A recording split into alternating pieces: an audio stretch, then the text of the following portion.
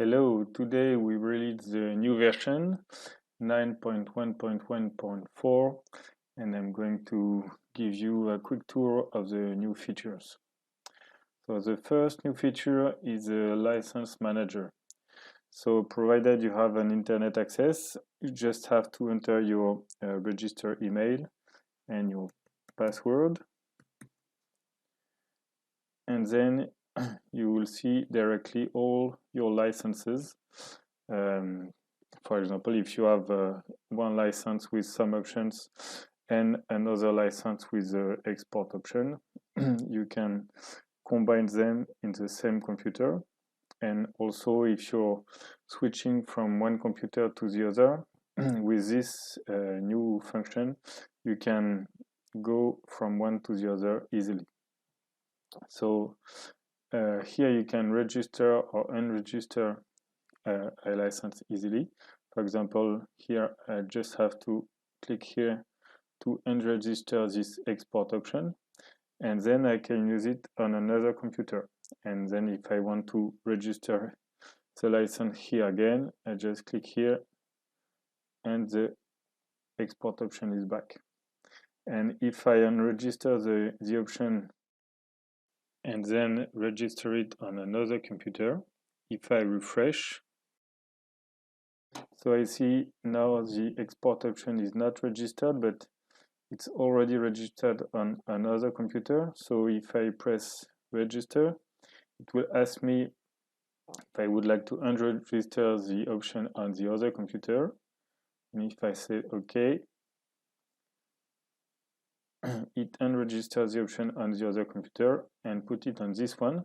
So next time you open Shape3d on the other computer, the export option will be removed. Okay, now let's see some other feature. One other new function is that you can now enter the category of board and the type of board in your board file, and that's already integrated in the new function. So for example, here if you start with a shortboard, you have your default shortboard file here. But if you want to start with a longboard, here you can register another default file for longboards. And so if you start for a new longboard, it will start with your default longboard file here. And so if you go to the size and parameter window, now there are 4 tabs. You have the dimensions that are still the same, and then the next tab is description, where you enter the name, description, shaper, category, type. You have all sorts of type, and you can enter your own test, anything you want. And you can add a comment and also a description of the construction. And next tab is a rider tab, where you can enter the the profile of the guy who will serve the board, like his age, height,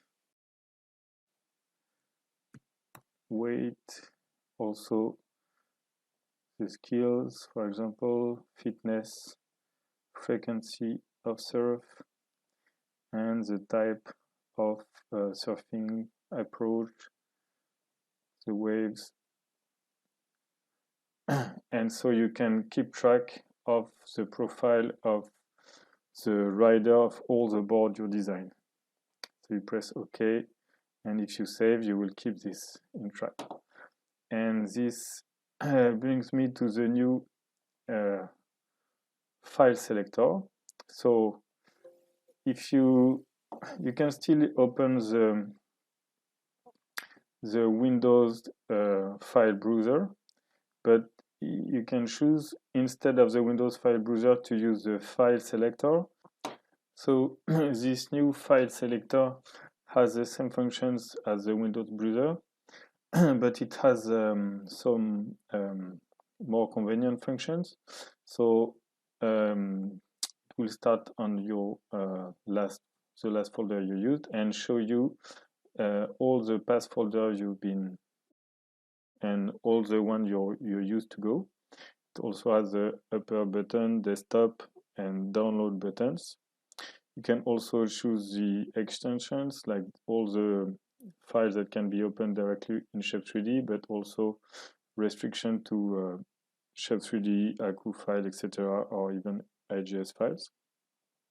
And also the file selector shows the length of the board, also width, thickness, volume, so you can sort your your files by name, but also by length, width, thickness, volume, and also last modification date. And in addition to the sort function, you have a filter function that you can put on the file name, date, description, but also dimensions, and also category, type, rider name, age, height, etc., thickness, all the rider profile. So for example, I can do a filter on the types that contain like short for shortboard, long for longboard, etc. And you can combine two filters.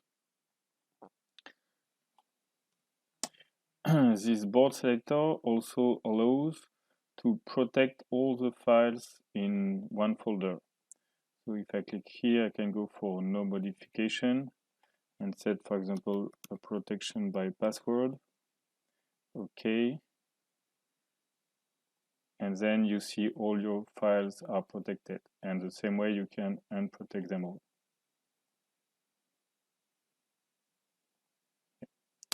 And of course, the file selectors has the board preview as we had before.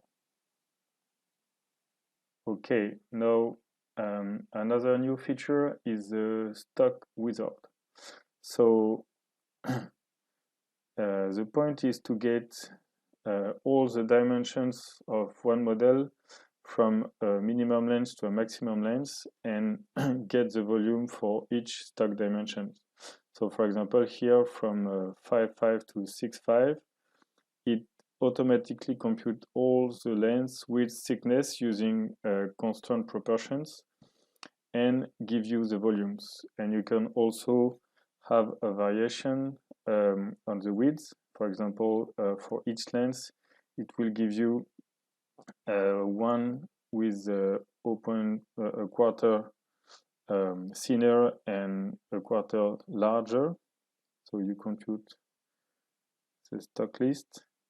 And so you have 3, 5, 5 with 3 widths and all the volumes. And then you can save all the corresponding files in one folder or export the list in an XLS file. And you have all the measurements and volume. That's a very useful tool. Now let me show you a small improvement we did on the hollow wood plan. So we added the plain rail option and bead and cob options. So on the previous versions, the hollow wood plan are exported like this with a rail and some tabs on each slice.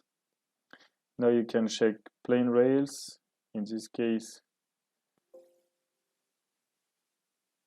you'll get the rail like this, and so it's for the cases where you use a plain rail, and also the bead and cob option.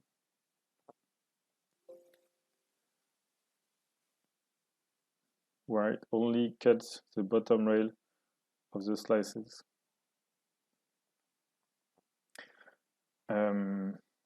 Another improvement we did in this function is the scan import function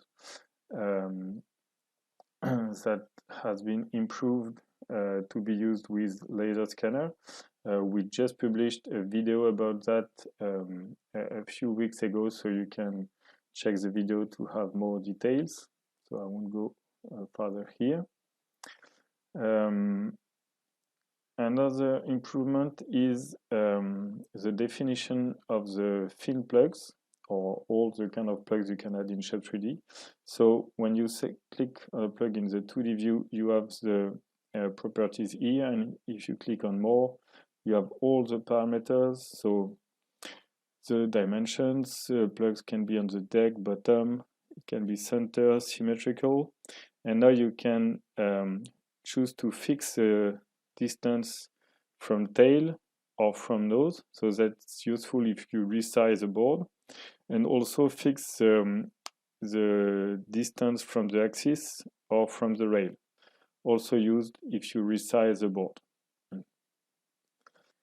Now let me show you another small improvement. If you have a file with 3D layers, let's say for example SUP with a recessed deck design using a twin layer, and let's say now you would like to define the depth of this 3D layer more precisely than just using the slices.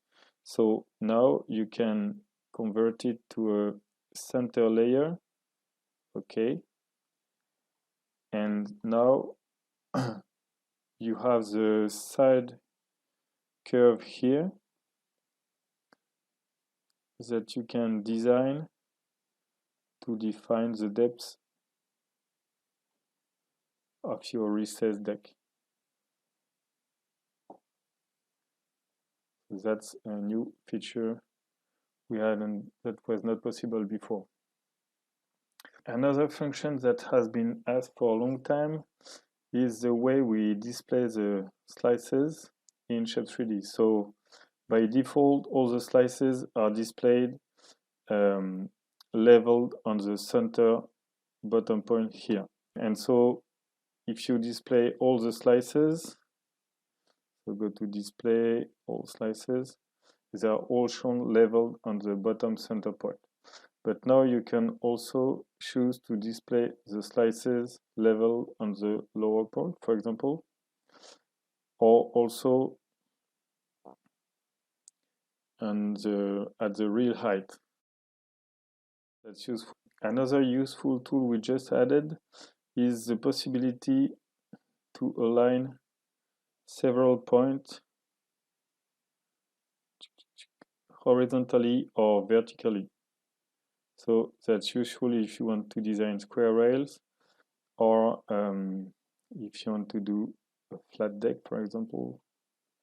You select several points with the control key, go to control point, align horizontally. So it's very useful to do flat deck or flat bottom or square rails. And also we added another useful function,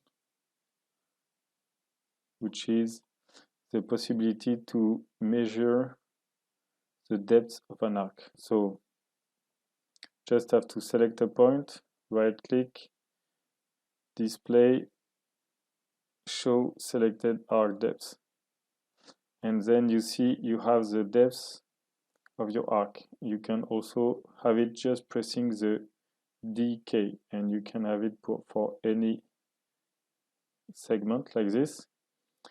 And so if I press the D key, I have the depth of the, for example, the double concave here, and if I scroll through the length, I have the depth of my double concave all along the board. That's new and that's very useful. Maybe I could finish here with one of the new function in the CNC mode. So if I load my board in CNC, compute the toolpath here.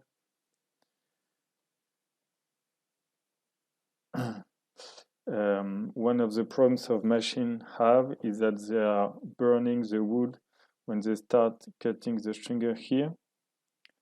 If it goes straight vertically to the board, it can burn the wood. So now there is a zigzag down move option. And if I check this option, I see the cutter will go down in zigzag, not to burn the wood.